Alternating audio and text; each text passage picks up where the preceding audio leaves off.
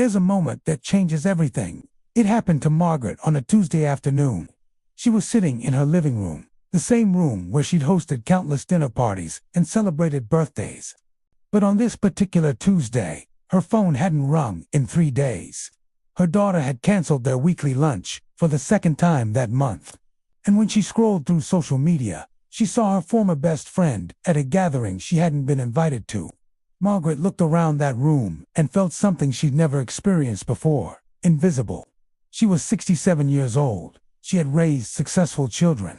She had worked hard her entire life. She considered herself a good person. So why did it feel like people were slowly stepping away?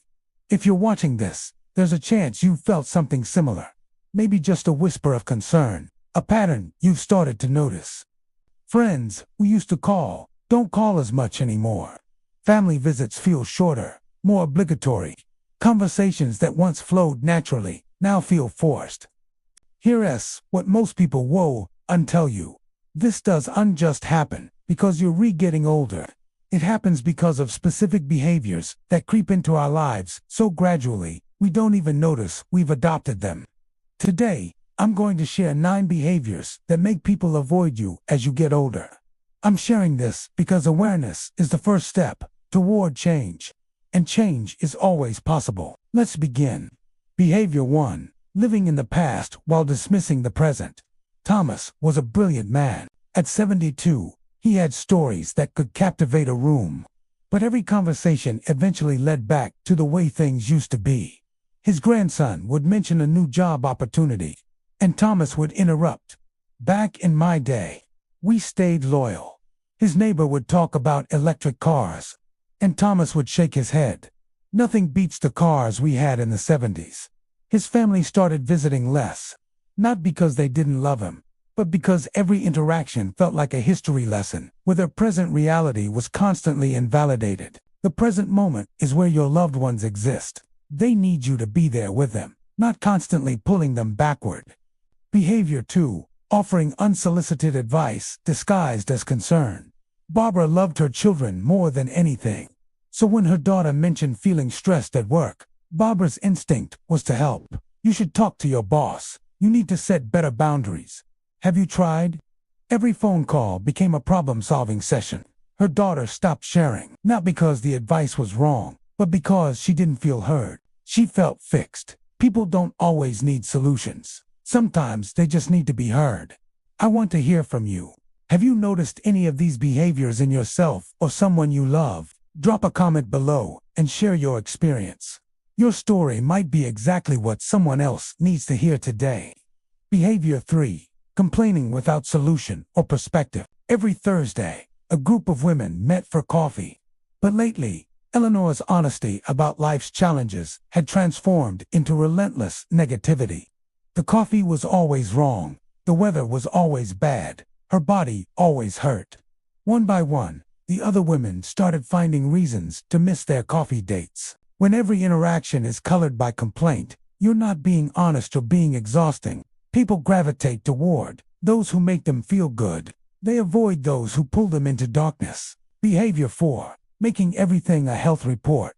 Robert didn't realize he was doing it. When asked, "How are you?" he'd launch into detailed descriptions of his recent doctor's appointment, his medication adjustments, his blood pressure readings.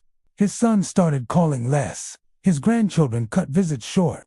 Because when every interaction revolves around medical reports, relationships lose their richness. People want to connect with you, not just your medical history. They want to laugh with you.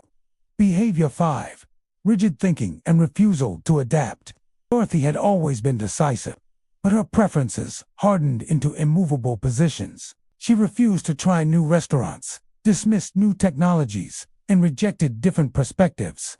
Her world grew smaller, and with it, her circle of connections. Rigidity is relationship poison. When people know that sharing a different opinion will lead to an argument, they stop sharing. When trying something new with you is impossible, they stop inviting you. If this video is resonating with you, do me a favor and hit that like button. It helps this message reach more people who need to hear it. Behavior 6: monopolizing conversations. You've lived a long life. You have stories and experiences. So when conversations arise, you have relevant things to share. But somewhere in the sharing, you forget to stop and listen. Your daughter mentions her work project, and you immediately launch into a story about your own career. Conversation becomes a monologue. The irony is devastating. By monopolizing conversations, you're creating the exact isolation you're trying to prevent. The most beloved people are those who make others feel interesting. Behavior 7. Guilt tripping and emotional manipulation. I guess I'll just spend another holiday alone. Don't worry about me. I'm used to being forgotten. These sentences are weapons guilt, disguised as vulnerability. Sarah's mother had mastered this technique. Every missed call became evidence of neglect. Every declined invitation became proof that Sarah didn't care. Sarah pulled back, not because she stopped caring, but because the emotional manipulation had poisoned the relationship.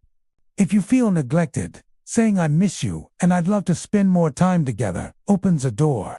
Saying I guess you don't care about me anymore slams it shut.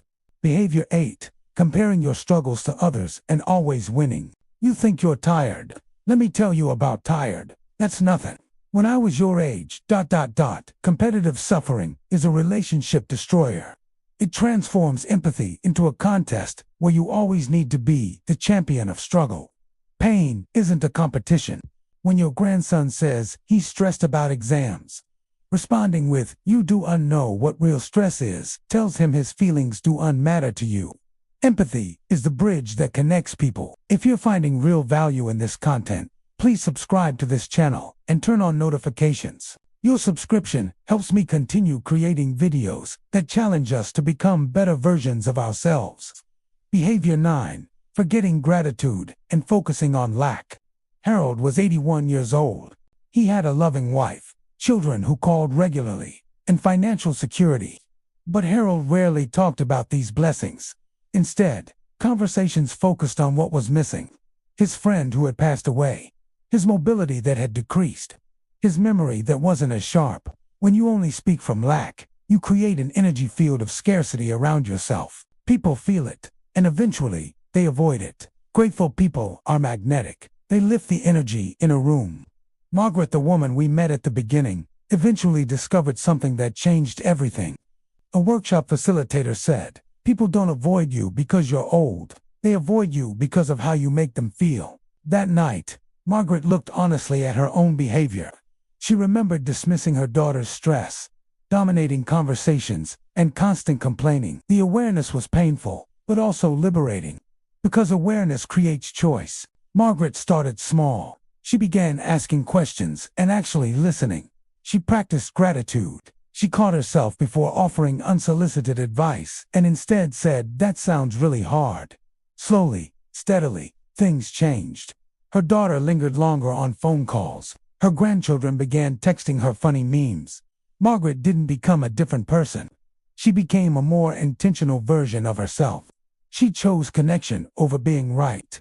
If you've recognized yourself in any of these behaviors, please hear this. Recognition is not condemnation. It's opportunity. You are not too old to change. The people in your life want to connect with you. They want the best version of you. Start with just one behavior. Notice what changes. Loneliness in older age is rarely inevitable. It's usually created behavior by behavior, conversation by conversation, and what's created can be uncreated. Your best relationships aren't behind you. They're waiting for you to show up differently. The question is, will you? Thank you for watching. If this video helped you, please share it with someone who might need this message. We're all navigating this journey, and we're better when we do it together. I'll see you in the next video.